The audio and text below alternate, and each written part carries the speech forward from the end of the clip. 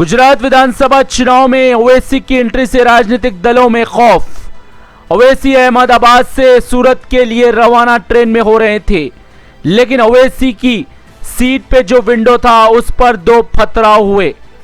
पत्थर फेंकने वाली गैंग ने दो पत्थर फेंके, वो भी बहुत ही बड़े। ओवैसी का सफर जारी था, इस बीच ही दो पत्थर बड़े ओवैसी की विंडो पर पड़े, जिसकी वजह से ओवैसी की विंडो ट्रेन की जो कांच की थी वो पूरी तरीके से टूट गई। ओवैसी वहां से उसके बाद हट गए। ओवैसी को कोई नुकसान नहीं हुआ।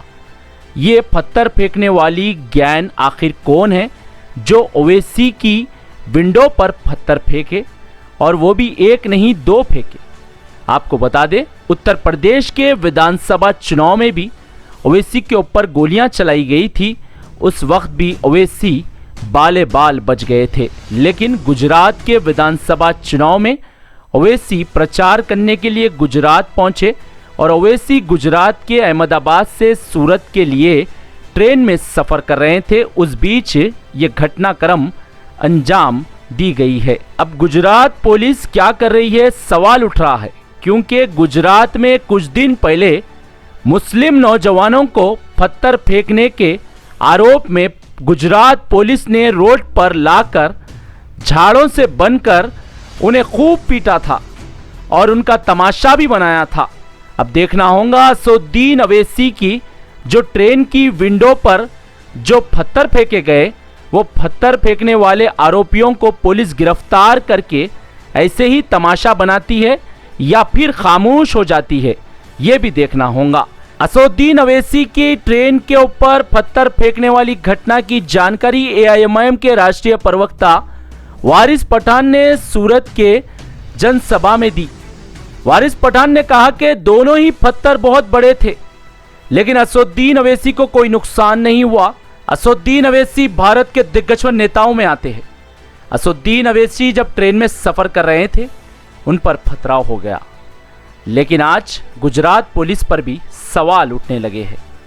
और असदुद्दीन ओवैसी कोई भी टिप्पणी करते हैं तो भारत में बवाल मच जाता है।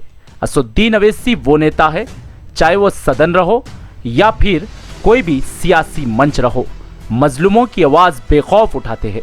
असदुद्दीन ओवैसी ने साफ कहा था कि मैं मौत से नहीं डरता, मौत तो एक बार ज़रूर आनी है और मुझे किसी का डर नहीं है।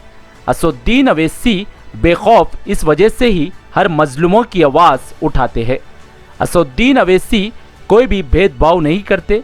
असदुद्दीन ओवैसी से हिंदू भाई भी मुस्कुराते हुए मिलते हैं और मुस्लिम भाई भी मुस्कुराते हुए मिलते हैं। असदुद्दीन ओवैसी हमेशा हर मजलूमों की मदद करने का जज्बा लिए भारत के हर कोने में जाते हैं और अपनी जनसभा करते हैं और मजलूमों की आवाज़ उठाते हैं। असदुद्दीन ओवैसी से बिना मज़हब व मिल्लत लोग मोहब्बत करते हैं। असदुद्दीन ओवैसी भी बिना भेदभाव के हर किसी की मदद करते हैं। असदुद्दीन ओवैसी की एआईएमआईएम पार्टी गुजरात के विधानसभा चुनाव में जैसे ही प्रत्याशियों के नाम की घोषणा की, उसके बाद से तमाम राजनीतिक दल असदुद्दीन ओवैसी पर तरह तरह के आरोप लगा रहे हैं और असदुद्दीन ओवैसी पर हमलावर है।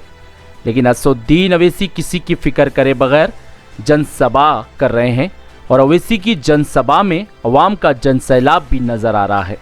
इस वजह से ही ऐसा दिख रहा है कि असदुद्दीन ओवैसी की एंट्री से तमाम राजनीतिक दल अब बौखलाहट का शिकार हो गए हैं। इस वजह से ही आज असदुद्दीन ओवैसी की ट्रेन में जो असदुद्दीन ओवैसी सफ़र कर रहे थे, पथराव हुआ। कुछ भी कर ले, लेकिन असदुद्दीन ओवैसी पूरी ताकत झोंक रहे हैं अपने प्रत्याशियों को जिताने के लिए।